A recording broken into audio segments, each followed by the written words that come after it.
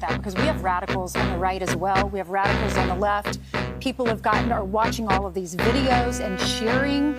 Some people are cheering that Charlie was killed. How do we fix this country? How do we come back together? I'll tell you something that's going to get me in trouble, but I couldn't care less. The radicals on the right oftentimes are radical because they don't want to see crime. They don't want to see crime. Worried about the border. They're saying, we don't want these people coming in. We don't want you burning our shopping centers. We don't want you shooting our people in the middle of the street. The radicals on the left are the problem. And they're vicious, and they're horrible, and they're politically savvy. No peace! No justice! No peace! No justice! No peace! No justice! No peace!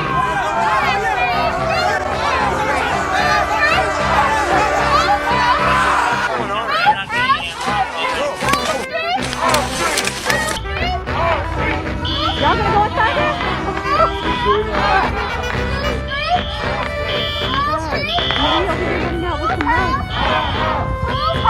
Oh my God.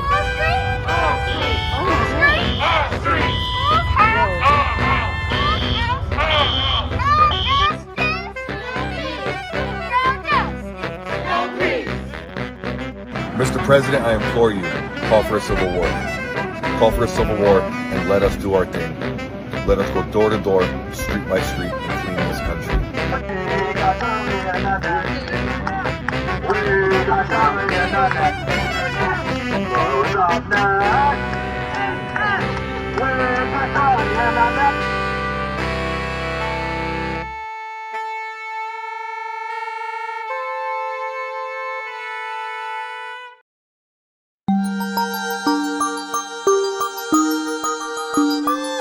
Hate, racism, and division are tearing America apart.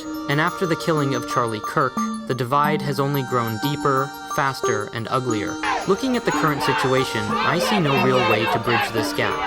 Why? Because the president himself said it. I couldn't care less about fixing it.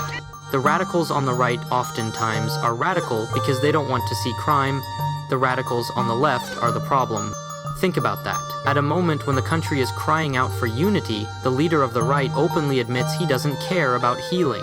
Instead, he doubles down on division, pointing fingers and blaming the left. Those on the radical left have compared wonderful Americans like Charlie to Nazis and the world's worst mass murderers. While his own political platform gets supercharged by a death they now use as a weapon against their opponents. And that's the danger. When leadership feels hatred instead of cooling it, when tragedy becomes a tool for political gain, the result isn't healing, it's collapse. If this continues, our nation won't stand. We will fall. And when I say fall, I don't mean our country will stop existing. I mean, the democracy we love and the freedoms we enjoy will be destroyed and replaced with a pseudo-dictatorship, with the president at the very center. If that sounds like an exaggeration, you haven't been listening. They are telling us their plan out loud. One of the president's top advisors, Stephen Miller, promised they would use RICO charges. President Trump's leadership, I don't care how, it could be a RICO charge, a conspiracy charge, conspiracy against the United States, insurrection, but we are going to do what it takes to dismantle the organizations and the entities that are fomenting riots, that are doxing, that are trying to inspire terrorism, and that are committing acts of wanton violence. It has to stop. And my message is to all of the domestic terrorists in this country spreading this evil hate. He didn't just talk about criminals. He aimed his threat at anyone spreading this evil hate, which is their code for anyone who disagrees with their agenda. And this was his promise to them. You want us to live in fear? We will not live in fear, but you will live in exile.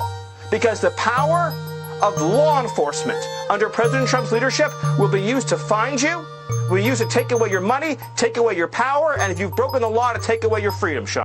Let's be clear. That is not a plan for justice. That is a blueprint for authoritarianism. It is a promise to turn the full power of the state against American citizens for their political beliefs. This is what falling looks like. And this isn't hypothetical. Look around. Communities are being torn apart. Families argue over politics. Neighbors no longer trust neighbors. The media isn't reporting the truth. They're amplifying fear, sensationalism, and anger. The very fabric of society is unraveling because the leaders we trusted to protect it are using it as a battlefield. Just because you speak your mind on an issue doesn't mean you get shot and killed. But isn't there a problem with this. political... This shit ends. Like, enough is enough. And now I have to deal with real safety concerns. It sounds like the shooter was a tranny or pro-tranny. And just because I want to protect women, that I'm worried about getting murdered? Are you fucking kidding me? It's out of control, and enough is enough, and I'm going to double down on this. I'm going to be more vigilant than ever. I'm going to be louder than I've ever been until this shit stops. It's got to stop. As an American, I don't know about you, but I don't want to live under an authoritarian government. I like my freedom. I like being able to speak, think, and live without fear of being punished for disagreeing. And that's exactly what they want. They want us scared, they want us divided, they want us worried, uncertain, and turning on each other while they tighten their grip. They want you to bend to them, to bow to them, to accept their rules without question. But freedom doesn't work that way. It isn't given, it's defended. And right now, they are showing us what happens when power goes unchecked, when fear replaces reason, and when obedience replaces courage. Mr. President, I implore you, call for a civil war. Call for a civil war and let us do our thing. Let us go door to door, street by street, and clean this country.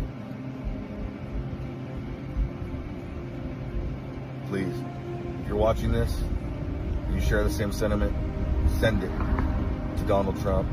Share it on your page, whatever.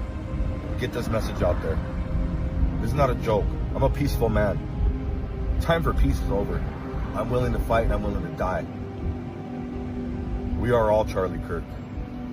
Make no mistake, Charlie Kirk's death wasn't the cause of this. It was a catalyst, a trigger they used to justify what they were planning all along.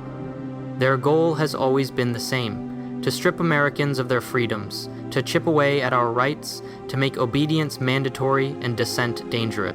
This wasn't a reaction to tragedy. This was a plan in motion, waiting for an excuse to accelerate. And now, with fear and division stoked, they are moving faster than ever. So if you're worried, good. That worry is the spark that reminds you why this fight matters. Because right now, too many Republicans are afraid of Trump, and that fear allows him and those who follow him to operate unchecked. It's up to us, everyday Americans, to fight this battle. They want chaos. They want division. They even want a civil war. And if Trump and his constituents get their way, it could happen.